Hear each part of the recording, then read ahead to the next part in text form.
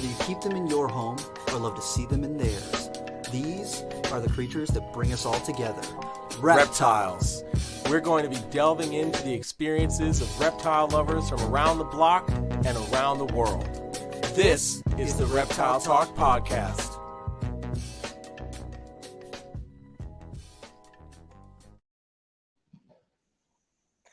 Boom! What is going on, everybody? This is Jeremy Turgeon from Brassman Reptiles. And I'm Rob, and I'm creeping it real. Hey, we didn't mess it up this week. Hey. So forgive the tardiness. I had to go handle some things after my consulting gig here in Georgia. So that Was it at least cool? Huh? Was it at least something cool? It was at least cool, although you wouldn't be excited about the number of berms that existed. So, but other than that, it was pretty cool. Sorry, Rob. That's okay. It's okay. Man, I'll forgive you this time. Okay, all right. Yeah, I'll fill you in afterwards. Okay. Yeah, bam. So what's up, guys? I hope everybody in the live chat is also going to forgive me for being late. But yeah, thank you guys so much for jumping on. I'm super excited because we're talking with Steve Tillis tonight. Pumped. Steve Tillis, who, if you haven't caught we did 1 or 2 episodes with Steve already. Yes, 2. 2? Okay, that's what I thought, 2. If you haven't checked out those episodes, you really need to go back in the history of Reptile Talk and check those out. Steve is a wealth of knowledge. I continuously tell him that I think his whole purpose for existing is to make me feel insignificant. And I truly mean that, especially when he posts things on his Instagram story of the cool cage designs he does. And when he's in the lab doing, lab things and whatever.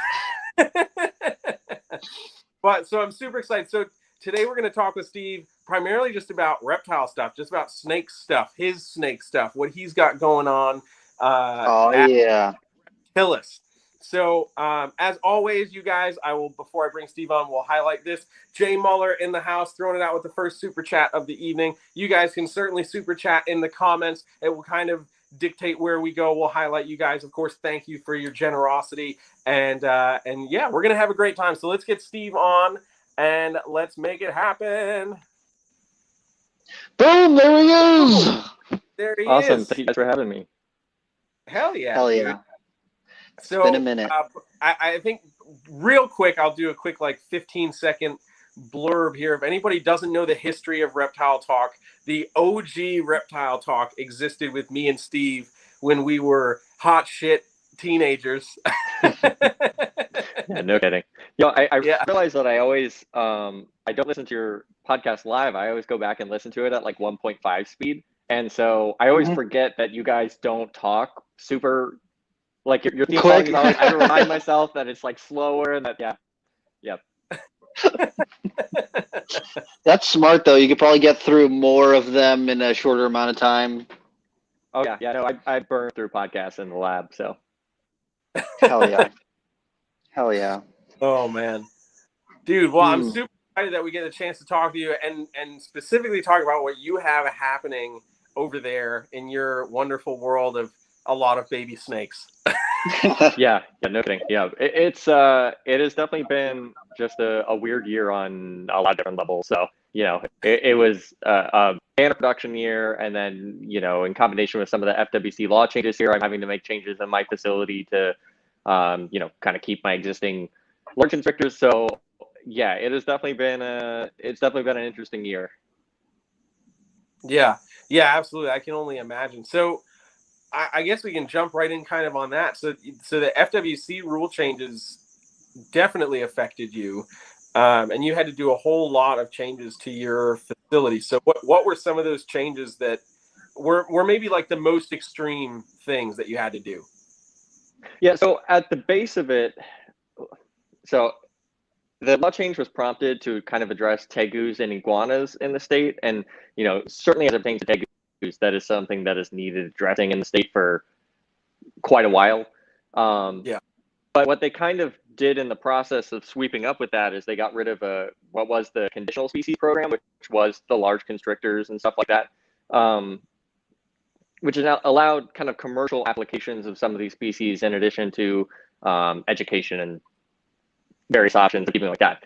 They went ahead and designated all of those species as prohibited now, which has much kind of higher requirements in terms of being able to meet facility requirements and stuff like that, which, on the one hand, there's an argument that raising the bar is, a noble intention in terms of trying to regulate the market around some of these large snakes, but functionally what has worked out for me, so a lot of snakes I have are, I have berms that I've had for the past 7 years that I collected down in South Florida that, I've bred and made available to researchers. So there was one study that we're working on where it's kind of, we harvested eggs at certain points during incubation to then test sex development to see at what point we can start detecting via test kind of sex differentiation in pythons and eggs. So, offering animals for various purposes like that, but, they're still maintained under private ownership. So when this law took into effect, where I'm pursuing now is more of an educational track for these animals, which they have an option to do, I guess that would be like a visitation type exhibition, but the requirements on that are a bit trickier, and it kind of fit within my 3 to 5 year plan to start working on some of the things that I wanted to do here at this facility. And so functionally what I've had to do is rush the timeline on kind of opening up, I guess the best way to describe it would be kind of like a nature center, but really kind of more in tune with managing some of these captive species. Yeah. Hell yeah. And yeah, so part of that has involved turning the building that I had on property into a display building, and then getting in an additional building as I'm kind of putting that as a I guess showroom of biosecurity. So that is my take on a biosecure colony, which I'm just now working on finishing that up, and it's really cool. But the exhibition building, what I ended up doing is turned basically one 20-foot wall of the building, split it kind of in half. So I have two 10-foot cages. And those cages all funnel into a freedom breeder rack at the base of it. Kind of 2 levels of freedom breeder that's locked into the cage. And so each cage is kind of split into 4 parts with these modular dividers. So essentially I can, without touching a single snake, move the snakes all the way across the enclosure into a holding rack, lock that holding rack, roll it out and onto the back of the truck if I ever needed to do, emergency evacuation. It is a really extra system, but the application is more the system itself, that you're able to manage these animals in a very safe way, kind of in a protected contact way. And then, basically I've made it so that I can handle all of my large constrictors with one person. So because there's no direct interaction necessarily. And so it is not necessarily that I predict I'll ever need to make use of that application, but in terms of just, displaying the concept of a shift system for reptiles that goes into a centralized unit that can be, evacuated a lot easier. I'm really kind of taking this display building and making it kind of a showroom for all of my otherwise ideas, I guess, and so that pertains to caging these large constrictors and stuff like that. So, one cage is a big Burmese python cage, and it's kind of starts as like a oak hammock that kind of will cascade down into like kind of a little Everglades type watery area, and then underneath is like a limestone cave like you'd see in Florida, because they are literally berms I removed from South Florida. And the flip side of that is going to be a big retic cage with more of a focus on arboreal options, where you can kind of again shift them to. So the other challenge I have is that I'm not allowed to have males and female snakes share the same cage anymore. Right. So essentially, I'm having to, or I'm making my cages where I have the option to kind of cycle them through, So, I can put in a mesh divider because these dividers are modular. So I can still sense each other, but I'm not, they're not sharing the same cage. They're not going to be breeding or anything like that. So I'm not, crossing the line on that aspect of it. But, part of that is designing this kind of arboreal shift cage system for retics to kind of give them the option of climbing. And so again, it's a realistic take on, what a new generation of large constrictor caging could look like in a way to, in a way that really emphasized safety of these animals, but also, just in a way that is way more manageable. That's awesome. And you were posting on your story that the berm is actually using a lot of that tree to climb. You're seeing a lot more activity out of it like that. Yeah. So the berm cage I set up where the max height is probably around about 5 foot. And I've been very surprised about how much they make use of that. And yeah, the amount of behavior that you're able to see when you just give them that opportunity has been something that genuinely surprised me, because, I built a berm cage with some height because I wanted it to look like something, not because I really expected them to make use of that. Utilize it. Yeah. But yeah, no, yeah, I think it's just interesting because a couple of people I know who have caught wild berms, they say that the muscle tone on wild berms is completely different than all the captive berms that you ever touch. Absolutely. Yep. Yeah. And I've talked about it, I think, on here before where, I can't raise a Burmese python in captivity with the same head size as a wild snake. Like they're always pin-headed, and I have no idea why. I've tried every different feeding configuration. I think what I've started to narrow down on is really fluffy bird prey. So prey that like really stretches the jaws, but doesn't really give a whole lot of caloric, Nutrients, return. Yeah. I think that is starting to get me closer to a head shape that looks closer to wild, but even then, I don't even know that I'm, it's not like the sample size is all that great, and it's not like I have a prospect of raising up a whole lot more of them. So, Yeah. Maybe Rob could do that for you. Nah, I'm all set. Yeah, right. No, it really is interesting. The South Florida berms, I mean, you can, maybe I'm cheated, but to the point now where like I can see a photo of a normal Burmese python and tell if it came out of South Florida or not. Like they have a look. And it's very pretty look. Like the normal berms that come out of South Florida are just absolutely insanely gorgeous. So that's super cool. It's cool that in the grand scheme of things, short period of time, these animals have kind of developed their own physiology. Yeah. Oh yeah. Absolutely. I mean, it's a wild world we live in.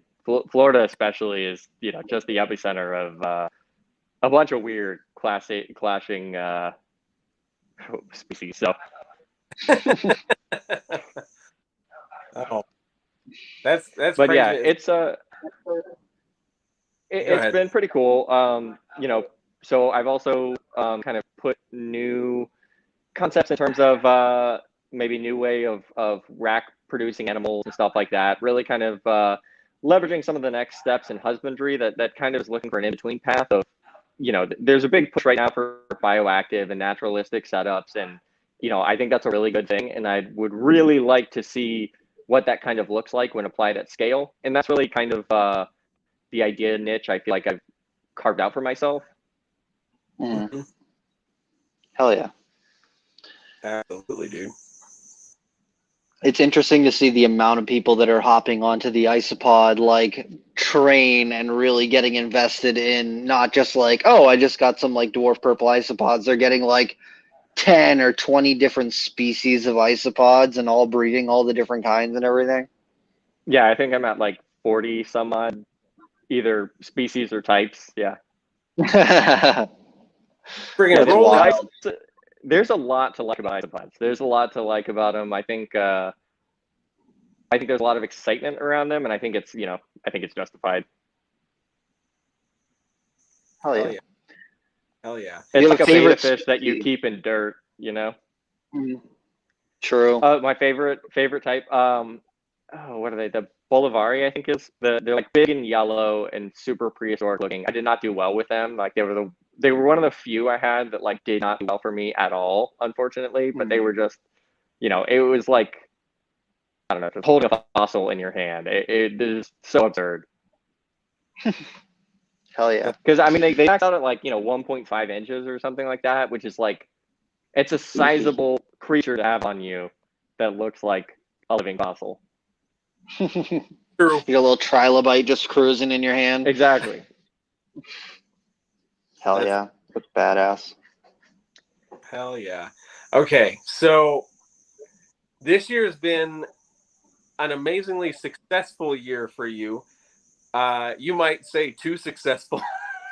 Yeah, no, yeah. It has definitely been a stress test on the infrastructure here. Like, I had retained the amount of caging and stuff. I always make sure I have enough worst best case scenario, but I just never envisioned ever having to like actually utilize that. Where again, I've been jokingly calling it like the snake math year, where like whenever someone first gets into like especially ball pythons, they do what I call the snake math, where like they have, if I have 10 females and they all breed my bumblebee and 25% of them, they all lay 6 eggs and every single one of them hatches and the ratios work out perfectly, that's snake math.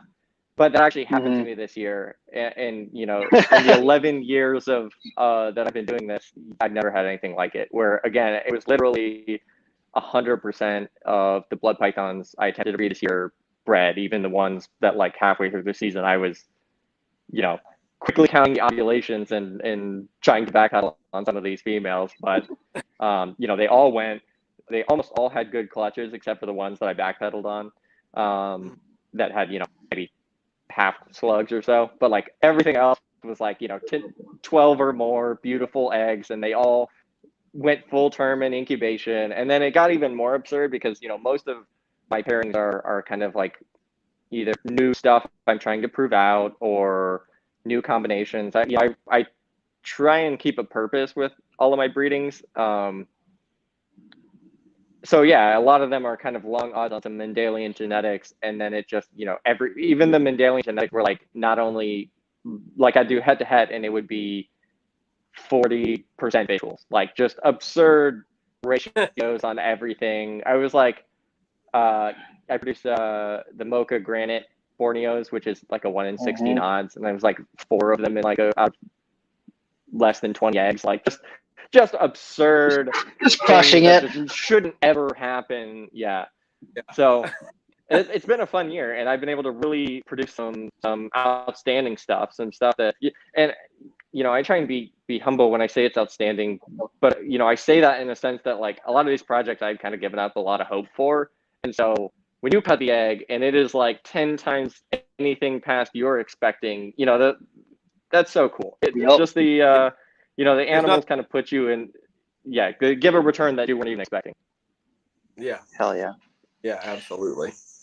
I'm super pumped for that project, and every time that I see you posting pictures of those babies, I'm like, yes. It's just so exciting. And everything that everything the Mocha seems to touch, it just does amazing stuff too, and it combined with such an interesting platform that Borneo have to offer anyway. It's such a cool project with so much you can do with it, and then you stack on top of that the double visual with the sunset, which is an incompatible second line of T positive, creates a T negative, and not just a T negative, but like a lavender albino T negative, like just basically a T neg.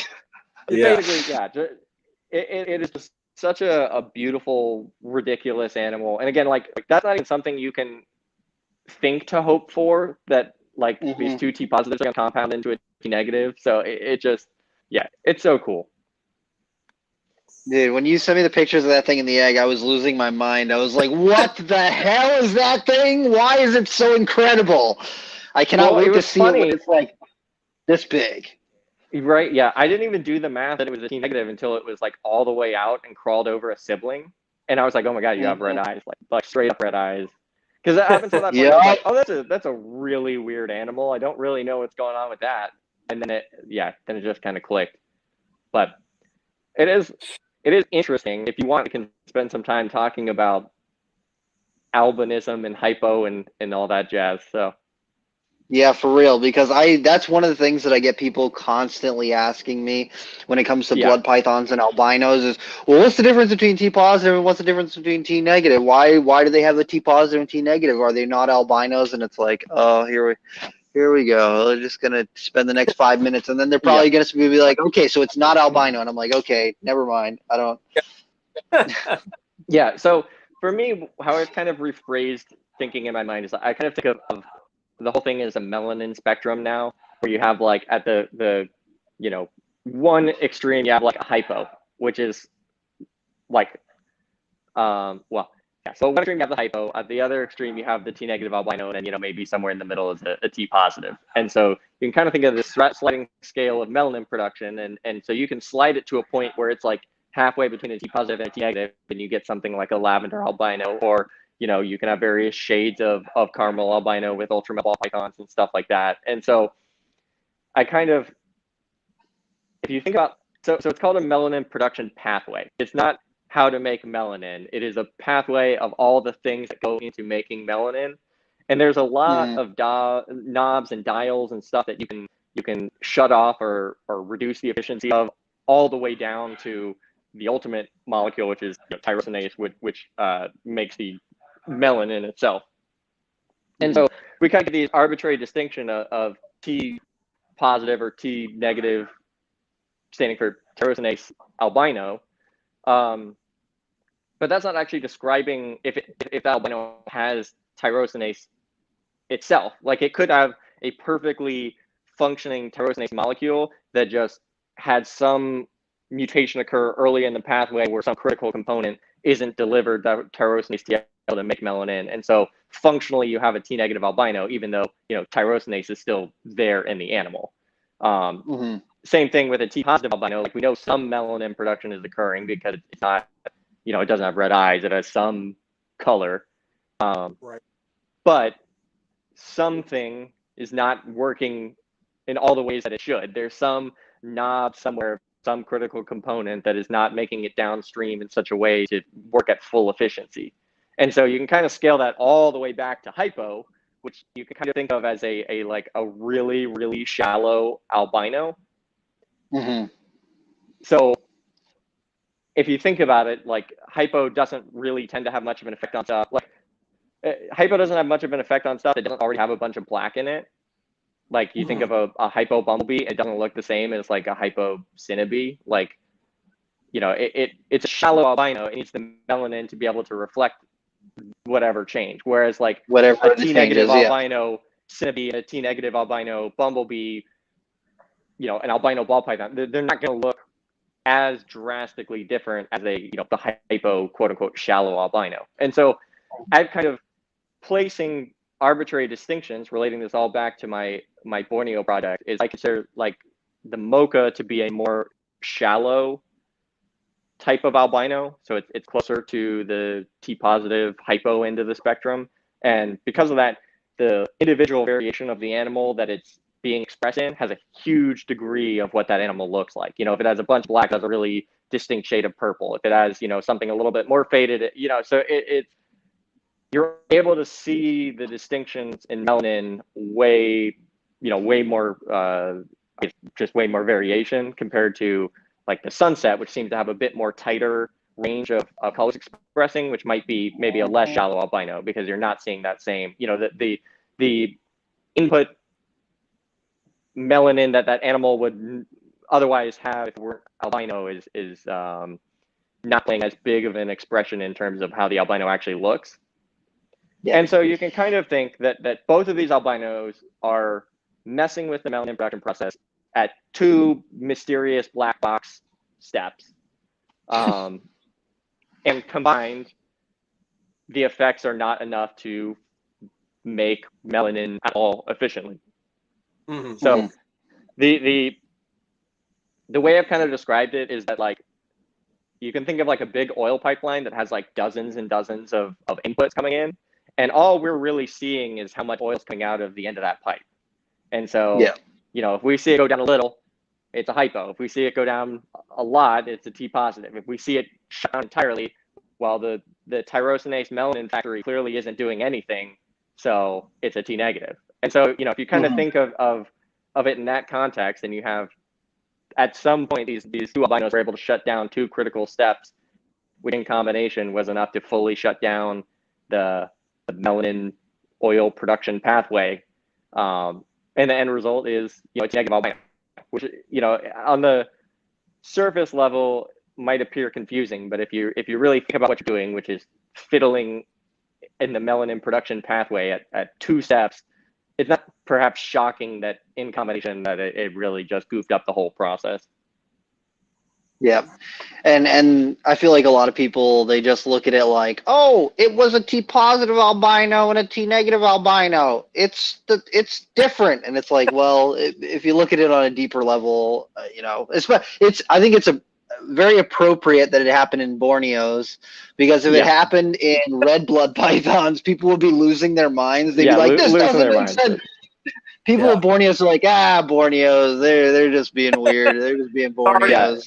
I mean, it just, like I said, if you think of hypo, T positive, and T negative, are just arbitrary benchmarks that we've placed in the melanin production range, it kind of gets a little bit less fuzzy. You're able to make a little bit more rule bending as to T positive and T negative and why some stuff works out the way it does. I mean, even think about in ball pythons, you have Candina, which is essentially closer to a T positive albino that is allelic with a T negative albino. So, somewhere in that process, there's a form of that allele that's able to make at least a little bit of melanin. So, is it fair calling that a T negative albino? That tyrosinase is doing something. So that's like the sharp albinos are compatible with the T positive, so it makes a paradigm boas. Yeah, just goofy, all sorts of goofy stuff. So we try and carve out, we try and put things in boxes, but there's 26 different definitions of a species. So if we can't even agree on that, what is the T positive and T negative? But literally arbitrary benchmarks that we've thrown on the ground. So. And then also, I was talking to a couple people about that sort of stuff, and they're like, the stuff that we call T positive albinos, they might actually be hypomelanistic. Most people are not testing to see if it's a T positive albino. Like I said, it's a spectrum. So what test it's 85% hypo. It's like just some. It's not a helpful that we try and categorize things as such and then take it as gospel that these are like actual rules on the ground, when it's really just some crappy alleles replicating themselves and goofing up every once in a while.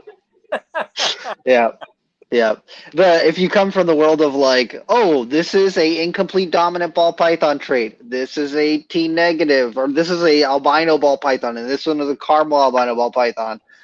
Now, see, where you went wrong is that you have to start at codominant and then explain why that's not a thing, and then you got me there. Yeah. Oh my God, 2004 was all a lie. Yeah, can you imagine? So I guess to give names to some of this stuff. So we've been talking about the Borneos. There's two different incompatible lines of T positive. There's the Mocha, which as far as I'm aware, I'm the only one that's produced those, at least at this point. Some of those animals have now been made it out to people. And then the Sunset, which has been produced by a couple of other different people, which is a different incompatible line, T positive albino. I got the two original imports, bred them together, was expecting a nice clutch of T positive babies, and had a clutch load of normals laying back at me. Bred the double hets this year, got this T negative albino visual from the 1 in 16 odds, which I'm calling the lilac because of its kind of purplish hue.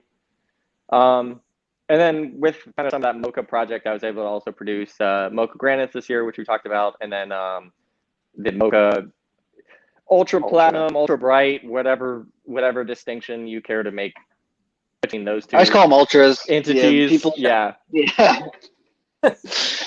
too caught up in it. Mocha platinum because that name sounds cool, but there's some that are clearly like more platinum-y looking, and there's some that are like not, but whatever. People can call them what they call them. It's Borneos. Yeah, exactly. People are gonna get upset about it one way or the other, so they can be upset. I don't know. They're cool looking, so, and I can't wait to see them when they're really a little bit bigger. Like, it's so exciting to see them as they're hatching, and then looking at the little things that I look at in them, and I'm like, oh, this thing is really going to start to accentuate as it gets bigger, and then this thing is probably going to, tone down a little bit, and then, if the color intensity changes, it's just going to be like these things are going to go crazy. Yeah, well, it's been super interesting. I was able to prove out mocha. What was that in 2019? So it's it's not like we have any. This is the first time any have been raised from neonate to adult. The animal that came in was a wild caught adult. So it really is interesting to kind of get a better idea for maybe trying to predict where these colors are going to go, because there's just such an absurd range in the color expression of the mutation. Like I can't even put clear walls between it, in terms of giving it a finite definite look. There's some that are deep dark purple, and there's some that are just 90 degrees the other way. There's some that get that weird green color. It's just they're just neat snakes. So it's been really interesting kind of getting a better feel for kind of the profile of colors that you're able to work with more longer term, which of course, as neonates, they're just dripping with a level of color that is, it certainly, again, when proving them out, it fell far outside of the range of what I predicted they would look like. Yeah. Hell yeah.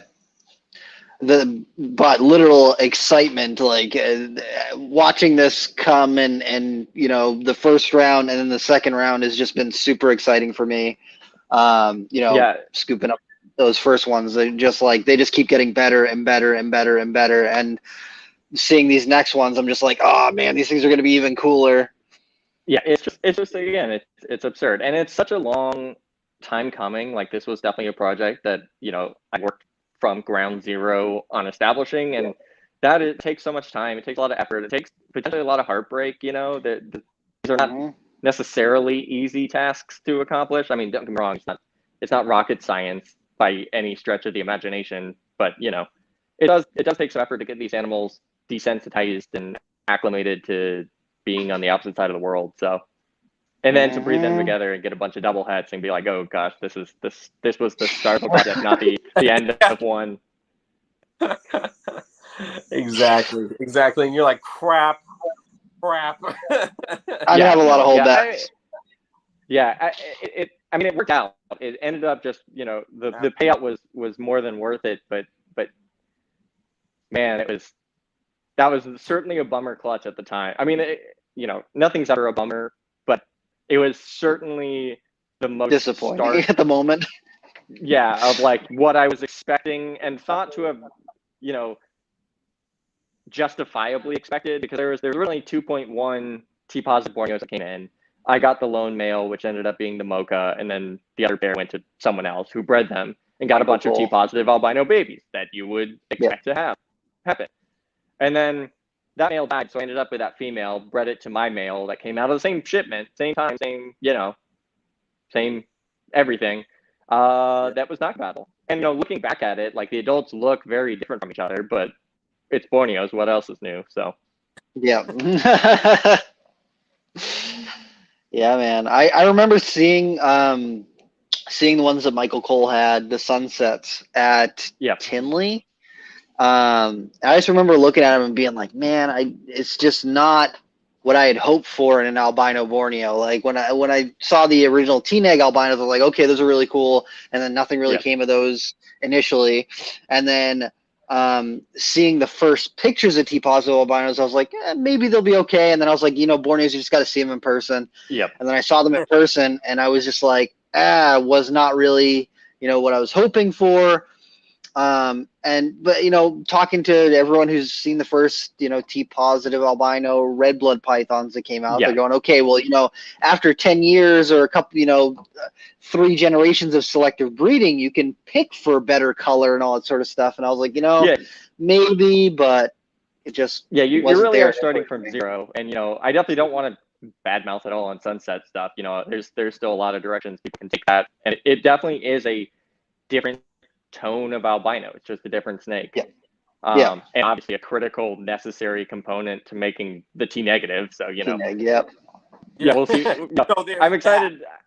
yeah, I'm excited to see, directions people take both projects in, because clearly they both need to be taken in directions to end up going in the same direction. So, I think in the process, we might give give room for Sunset to also do its own, make its own space for what it can look like.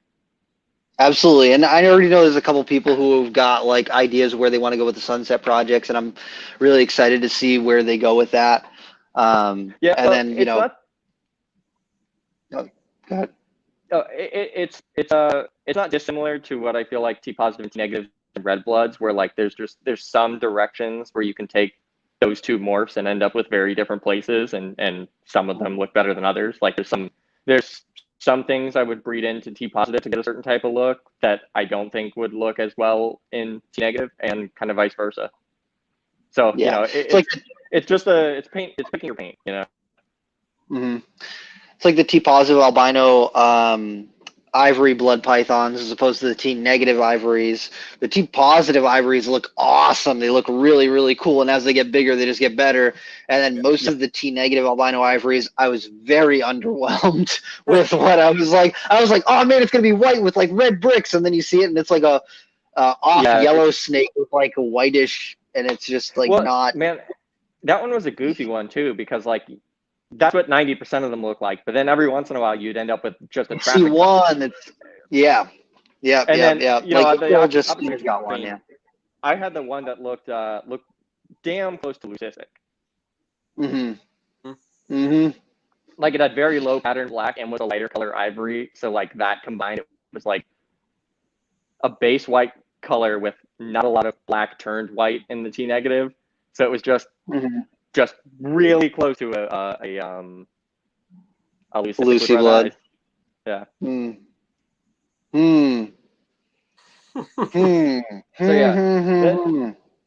yeah, the red blood python stuff this year, I'm trying to think. I had a Lily Batrix at T positive that I bred to the T positive Lily Ivory, and so that was just all sorts of, what would that be? White lightning and what do they call the T positive version of that? No, is it not electrostatic? It's no, it is the electrostatic. Yep, yeah, the electrostatic. Yeah, electrostatic. Yeah. The T positive Batik Ivory, and then these have some Lily going on, which the Lily and some of the Matrix offspring just did like all sorts of crazy stuff, having it from both sides. So I'm super excited about Lily stuff, and I also bred that same male to slackline stuff this year. So just throwing all sorts of confusing genetics together, and just ended up producing some really cool stuff. So I'm just trying to figure out what I think Lily is. Going back to our tendency to want to put things in boxes, like it seems tempting to throw the word dominant on it, like, but it almost feels a little bit more than that. Like when I have Lily stuff, it almost seems like stuff I can pick out as being Lily-esque I can see in probably 75% of the offspring. And so, I don't know if that's just me wishful thinking, looking for stuff that isn't necessarily there, but I kind of am thinking that, so there's kind of like inherited epigenetic traits that are expressed along, later on in life. Epigenetics is, what makes a stomach cell, and, a lung cell type thing. They both have the same DNA. If you sequence them, they would be the same. And yet these two cell types are expressing their genomes in different ways. Well, the same kind of thing occurs really throughout our life in a bunch of different processes. But essentially what I'm thinking is that, like, you can kind of picture it as like a voice yelling to the genome, hey, everyone who's making red, make more red. Everyone who's making black, make more black.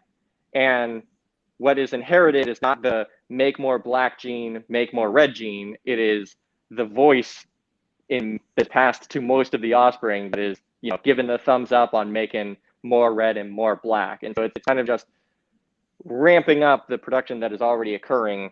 And that's the way it's able to kind of be passed down and kind of a super majority of the offspring, and not just, 50% dominant, one half has it, one half doesn't. It really does seem like Oh, Lily, that is a good idea. We should start looking like Lily. Everyone looks We like should Lily. all do this. Yeah, man. It's And so when interesting to see you think the way about that some of that plays out. Yeah. exactly, and when you think about that as a genetic option, it kind of makes way more of the Borneo stuff make sense in terms of like why you can have stuff Mhm. that doesn't really operate neatly within Mendelian genetics. You know, clearly has some bases in that, but there also seem to be differences in how those are expressed. And you know, if you can kind of think of that expression as an idea that a genome is able to pass along to another genome, that's Yep. kind of epigenetics, and so that's kind of what I think could be a mechanism for again how you have Lily stuff to just get passed along in a ton of the offspring. Yeah. Or I was just going to say Lily that. Yeah, and with normal the bloods have a Borneos. lot of overlapping traits, and so it's easy to pick out what you want to see. But I'm an optimist, so. I would say that with a bunch of the Borneo stuff, because like I bred a male ultra granite who has like blue expression tones to him to a granite striped head ultra, and or no, I bred him to the head ultra black trait female. And the way that the black trait is not supposed to be expressed in a lot of the offspring, it was actually passed on to a lot of the offspring. And then the blue trait, the way that it was expressed was like either muted by the black trait or like hyper expressed. And it's just like it doesn't make sense on the like, oh, if you look at how it should have broken down, that's not how it should have broken down. But just seeing how it actually played out in the offspring is like, it's interesting. Yeah, no, man, it's a ton of fun that we get to play with these sliding scales of genetics and somehow end up producing kind of really neat stuff. It really is an absolutely absurd way to make a living that like I think a lot of times we stuck in our industry bubble like forget, but like it truly is a absurd concept to breed these mutant snakes together and somehow turn that into a living. Like that is that's an absurd thing. It's cool. Yeah. It's really cool. I love it, but yeah. Yeah, that doesn't tell you that you can make a living doing anything. I mean, it really is interesting, but yeah, I've been trying to obviously not do commercial production at my facility. This being a just super aberrant year of everything producing. Everything I produced was stuff where I was like, this is stuff I've worked a long time on, and I really want to see what happens when we throw it together. And it's hard to complain about having a great year with every pairing being a thought out type thing, But I've been trying to scale that back, and what I've really been focusing a lot on lately are my obscure and rare, weird python species. And so this other building, not the display building, this other building I'm building is a biosecure building. So it has these big double doors that open up, and there's kind of a window front that opens into a small vestibule. So I'm able to have people, look through the windows and see me go through this little vestibule, which is kind of like a gowning room where there's foot baths, and it's basically like a little area to scrub up and make sure you're clean walking into the colony. And then I kind of time it with my automations for various indicators on indicating you to open door, close the door, and walk through for correct time to kind of sterilize, give contact time for sterilizers and stuff like that. So the concept is really to show people that without a whole lot of additives to existing infrastructure, you can really put in this layer of biosecurity that is, I mean, you guys know as well as anyone, is there's nothing even hinting at that in the industry as it stands now. And talking about absurd ways to make a living, there's a lot of people who wrap up a lot of money in these animals, and biosecurity is a huge investment that people oftentimes overlook, because it's one of those things where it doesn't have a payoff if it works.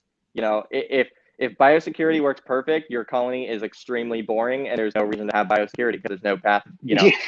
So it's one of those things where it's hard to convince people that there's value in it until they lose everything everything in the process. And at that point, it's hard to uncork that bottle. So, it really, I'm taking the prompting by the state as an invitation to really kind of turn this place into my idea showroom as it relates to managing the biosecurity of captive colonies, as it relates to managing the caging of the actual animals themselves. I've been working on my hybrid rack cage system for a while, and I'm, ended up using it in kind of really interesting ways for the Halmahera pythons, if you guys want to go down that pipeline. But I guess before we do that, it just, there's I basically built a colony of really kind of cool pythons. So I have representations of almost every clade of Pythonidae. I don't really know that I want to commit to getting every species. That seems like a lot of work for a short thing to tout. Whereas instead of kind of, getting representation of everything, but having some species that I really want to go deep on and make sure that they're represented adequately in captive populations. And so for me, that's largely, I would say the two projects that I take the most seriously have been the Papuan pythons and then the Halmahera scrubs. Hell yeah. Have you reached out to Chuck Poland at all to talk to him about the Halmaheras or no? Yep. Yeah. No. Yeah. I've definitely talked to Chuck about it, and yeah, it seems pretty in line with what I'd expect, which would just be, don't touch them, don't look at them, they don't exist, forget you have them. Yeah. So yeah, it's the caging that I built is so it's an elevated freedom breeder level that fits a suspended cage with a tub underneath. And for the Halmaheras, I went ahead and put a solid bottom on that, except for a small hole, so that the tub underneath is essentially entirely dark and safe and stuff for them. And then the top part, instead of having normal plexiglass sliding doors, I made solid PVC, 1/4-inch sliding panels for one half, and the other half I left as like plexiglass. But I have a cover for it that covers basically the entire front. So the entire front is just a wall of, sliding PVC. There's nothing to see except for a little peephole that you can open up and look through the plexiglass and see the animal. And just for a moment. Yeah. Just a moment. And so, I've been incredibly surprised at they have the reputation of being a shy animal, and, they are, but I was very surprised about how quickly, given the option of not being seen at all, that they're really able or willing to put themselves out, outside hides a lot more frequently. So I have one male that I would say 90% of the time he's coiled up like a green tree python smack dab in the middle of the cage. And I know that wouldn't be happening if he thought there was it was open, a snowball's chance that I could see him, So it's really cool that I have this modified system to really kind of provide them the security they need, but still provide me the flexibility of being able to maintain them in a much easier way.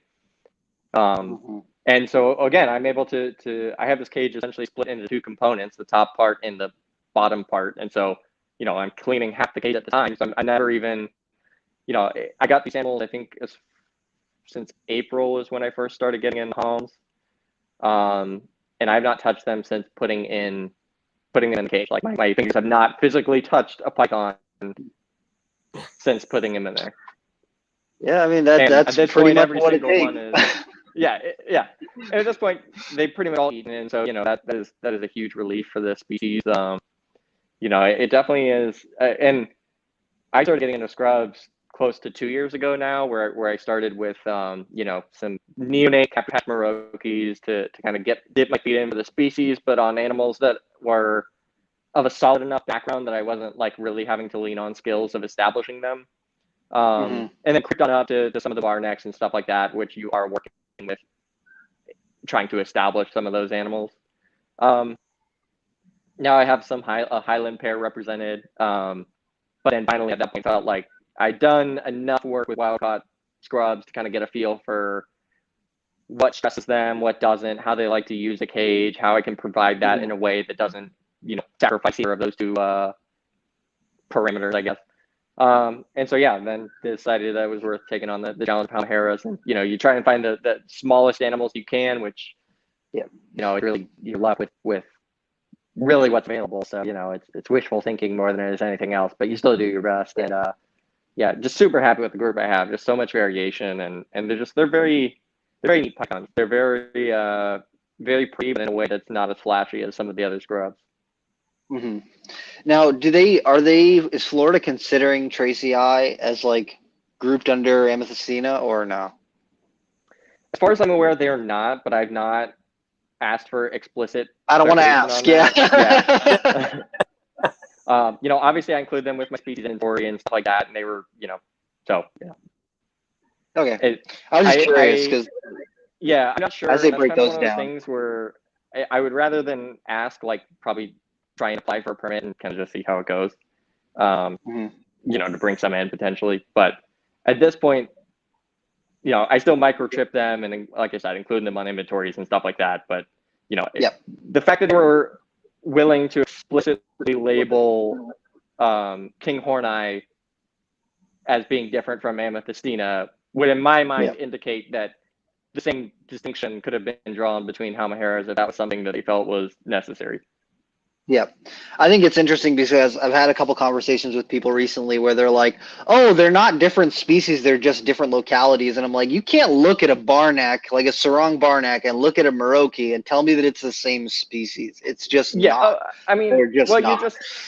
You do like the simple math of like every other species that's divided by that mountain range, and like they're different. They're gonna be different. I'm doing that paper for you now. They're different. Like, yeah. It's because if they can have a Biak green tree python and do the genetic analysis on it, and it's like several degrees different from a Jayapura, and people look at them and they go, they're both a green snake that hangs on a tree, but they're like genetically more different than like a Burmese python and a reticulated python. And people still are like, no, they're just a different locality. It's like maybe look a little deeper, Yeah. Oh yeah. All those Australasian pythons are it's super neat when you look through the taxonomy of that area of the world. I have Timors, which are just the weirdest python that like don't fit into any niche. Like they're related to a retic, and yet nothing about them really reminds me of a retic. Like they're halfway between a retic and a liasis and a scrub python. And then I have some of the water pythons, which are it's hilarious to me that like they are exactly like an Arodia water snake in python form. Like I'm like, what is it about being an aquatic animal in that size range that means you have to bite and crap and just be a terrible animal all the way around? Like there's just something about that biotype that requires that. A lot of dangerous things on the water's edge, I guess. I mean, that's true. I just want to highlight Jay Muller's comment. Thank you, Jay Muller. Thank you for the super chat. Loving this. We appreciate it. Thank you for hanging out, listening to Steve talk about all these amazing things and how potentially unfortunate you could describe a Timor python. Yeah, man. And they just never run out of pee. It is like really incredible. It's impressive. Yeah, they really are. Yeah. There's a lot of fun to be had in the clade of python a day. Yeah. And I think that once they start to do some more genetic analysis on the scrubs, they're going to find that there's like lots of more different species than what's generally considered right now. It goes back to the arbitrary designation of a species anyway that fits into one of the 26 different definitions. So, you find one that works for you and I'll find a plant one that says, I don't know. Plants do really weird things evolutionarily. So viruses do even weirder things. They like just steal random bits of genetic material, and so it's like different portions of the genome have different evolutionary histories. Yeah. No, biology doesn't fit into boxes like we think, and so you just do your best. They're like, but it's the theory of evolution, and you're like, it doesn't always fit right in the box, Yeah. There was a meme I saw. There was a meme I saw that was like an ocean wave coming up and someone like trying to tack little pins into it, and it was like modern taxonomy. Like it's just a snapshot of, yeah. It's awesome. Hell yeah. So, are there any other like species that you're looking to add? Are you trying to get some Dunn's pythons, or you're like, I got the other Liosis, it's okay? I don't really feel a pull towards that species, at least not yet. I finished out the Savus this year, so I'm pretty okay with representation on Liosis. I'm really happy with my Poplin group. I was able to find 3 captive bred neonates this year, which is like, That's awesome. literally, I can count on one hand the number of captive bred neonates I've seen. I can count on one finger the number of captive bred neonates I've seen prior to this. So yeah, I was feeling really good about that. So I have a group of 2.3 of those, and they're just, God, they're awesome. I do need Ruska pythons. I do need diamonds, brettles, and I really like the Brisbane locality coastals. So I need that whole segment of Pythonidae represented. But what I've been trying to do is take care of all the pesky Indo stuff that is coming from wild sources. All the other species Could that I'm get looking shut to add down. could get shut down. All the other species I add are want to have are readily available captive bred, so I don't really feel that same urgency as the kind of some of these other species to really get them passed through. So I do these big, huge year-long quarantines with lots of testing throughout, because the whole concept is to go into a biosecure Python arc as a a representation of a biosecure snake colony. And so yeah, it was I've been batching all the animals out about a year at a time. So it's what do I want to pass through quarantine this year, kind of setting that up well in advance. And so yeah, this year it's just finishing out all that pesky Indo stuff, and then some of the next years I'm going to start looking for some of the more commonly available captive bred stuff to really build up some of that portion of the colony. But yeah, so rough scale pythons definitely on my list. Angolan pythons, womas, like I said, all that Morelia stuff. I just got done. I'm getting close to a point where I think I can be done on green trees. So I have both species of them represented. So I don't want a ton of green trees, but I like having just enough to have green trees. I don't really like green tree pythons all that much, to be honest. There's a lot to not like about them, and man, it has been I know we said we wouldn't talk too much about virus stuff, but man, you try and find a virus-free green tree python, and you're flipping a coin is better odds, to be honest. So Yeah. And most of the time it doesn't matter, but who's going to draw the line as to when it does? So I have 2.5 colonies of green tree pythons. I have the stuff that made it through quarantine, the stuff that's in quarantine, and the stuff that didn't make it to the first draft of testing. That is going to go into some mystery colony that I guess going to have in perpetuity. So because they're healthy animals, so like, what am I going to do? But yeah. Oh boy. Nah, green trees can stay far away from me. Yeah.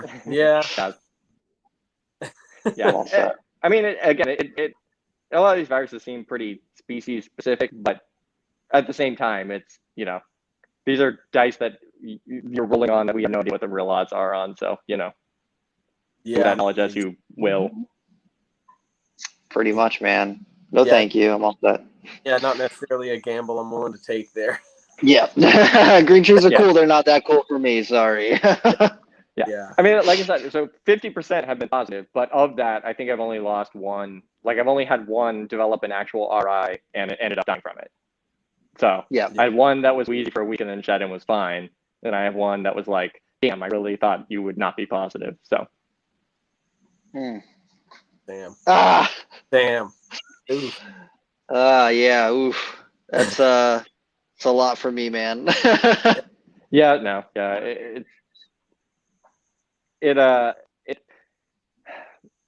The way I kind of think about it is, I kind of have a colony that I've done my best to try and get to a point where I understand the pathogens that are going through it. But like, you get the difference between a virus negative snake and a really happy snake may not be all that much, at least in terms of how it comes out on a test. So,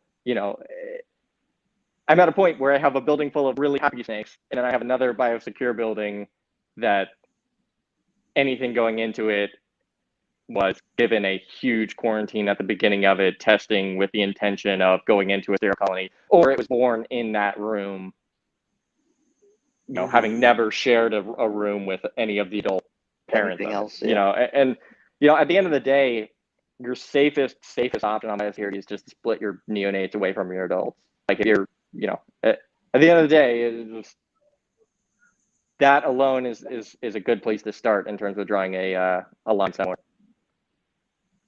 Yeah, absolutely. I think we definitely need to get you back and talk more virus stuff and biosecure options and stuff, because I'm sure since the last time we've spoken, there's been new things that have come up, and I always get excited when I see you post stories when you're in the lab just doing tests on stuff, because I'm like, man, this is that research that needs to be getting done, that it's going to answer some next question. Yeah, it's so cool, because I really do love the lab work. Like, I had that as like on my bucket list of like, I want to end up in a position at some point in life where I was able to do PCR type lab work like that. And like, sure enough, it fell into my lap. So, great. It's awesome. I love it.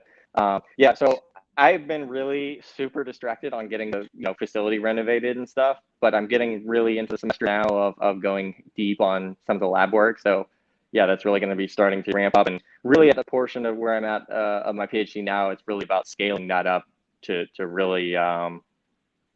So up until now, I've kind of proven that we can do these tests using these various techniques, and it's really been about trying to get the techniques established. And now it's like, okay, well, now we have those techniques proven out, so take it and scale it up to whatever sample size you need. So yeah, it's been enjoyable, and I know now I'm looking at the upward slope of the grind of doing lab work, where there's going to be a lot of days counting cells and infecting with virus and doing all that kind of experimental manipulation. So yeah, at some point in the future, I'll have to get back on, and I'll probably get a point where I can.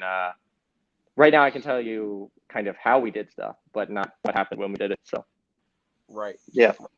So that means when we have Steve back on after many of these tests have been run, he will look much more downtrodden and run down. Yeah, no, it's not like, building out a facility in the middle of my PhD, as in, it's been a breeze. It's so easy. He's like, I'll do two. Why not? No, if we didn't know and you didn't say anything, dude, we would have been like, oh, you just came back from the beach, bro. It's no problem. Just chilling, man. But yeah, I really am excited, because, this is, the facility renovations are kind of part of my 3 to 5 year plan anyway, post PhD, where I really wanted to kind of get into some of this niche consulting and really show some of my ideas to kind of take some of the stuff to scale. Obviously, I have a pretty good network of facilities of scale to kind of know what's a good idea, what can run, what can't, what's kind of wishful thinking, and having my own facility to kind of find where I think the line is between those two before being able to take some of these ideas and scaling it up. And so yeah, it'll be really cool to have a place to come through where it's like, these are the manifestation of some of my ideas, and you can kind of see the returns a little bit better in terms of actually managing the species, and both the data for them, the management of the colonies themselves, and then just novel ideas for infrastructure and how it can all kind of be meshed together into the same thing. Yeah. Hell yeah. That's where it's at, man. Absolutely. All right, so we've gone past our hour mark, but that I don't care about that, because we love you, Steve. Yeah. So you know the deal. Our wrap up question: what in the realm of reptiles, be it something that you selfishly want to talk about in your own collection, or something that you've seen online or anything like that, has you really excited about reptiles? I mean, it's pretty hard to beat that T positive albino anaconda that was just produced. I mean, that is a project that, like, I know you guys know as well as I, like, we have been watching that. I remember photos of when that animal first came in. Like, it has been a long time to see it really come to fruition, and the background of all the people who have been involved with it, and all of that. And you kind of look at it and you're like, oh, this is definitely a albino that is it's T positive, but it is closer to a T negative than it is a caramel albino. So it kind of fits within that mental paradigm as well. So yeah, that animal is really cool to see because again, it just Yeah. the work that went into it, and it was not a small thing. Yeah. Hell yeah, dude! When I saw that picture, I was like, "Oh my goodness, look at it! It looks incredible." Yeah, you It really like, does. Yeah. reported that to me, and I literally like stopped everything I was doing and showed everybody at the shop I was at. I was like, I literally walked around with it. I was like, "Did you guys see this yet? Did you guys see this yet?" And Megan Kelly crushed it on the Yeah. T-Paws albino Well, anaconda, green anaconda. It's like the pied bloods. Like you knew it was coming from such a distance away, Yeah. and yet you can think about it, you can wish it into existence, and nothing beats when you actually get a chance to see it for the first time. Like it just yeah, exactly. Damn. Yep. Hopefully we get to see one of those in person at a show at some point. Yeah. Well, not here in Florida, but yeah, you're traveling for that one. Yeah. Oh, It'll be worth it. Oh, absolutely. All right, Steve. So if people want to find out more about you and what you're doing, where can they come to find you? So most of the stuff that I'm willing to post publicly, I'll post over on the Reptiles Instagram page, and then also a lot of this stuff is going to end up probably getting converted into YouTube videos. I feel like that's going to be a better format for some of the ideas, and kind of just to get a better idea of what it is that I'm accomplished and some of the stuff here. A lot of the ideas I work with, I don't know that I am. I don't share them widely. So yeah, the stuff that does make it to the public surface is over at Reptiles. And then if I really, really like you and I know you, ST1000 is my what is it? The Finsta? Is that what it used to be?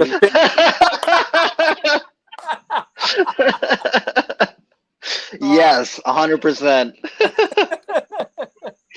If you That's don't put Finsta on that bio now, I'm going to be real upset. That's too funny. Fuck yeah. All right, man. Dude, it was awesome catching up with you tonight. Thank you so much for coming on. Dude, I'm excited to see the next steps that everything is going on in your facility. I'm really pumped. Absolutely. Yeah, me too. And when I make stuff that amuses me, I feel like I'm on the right track. So. Hell yeah. Hell yeah, that's where it's at. That's where it's at. Thank you guys for having me. It's great. Man. Absolutely.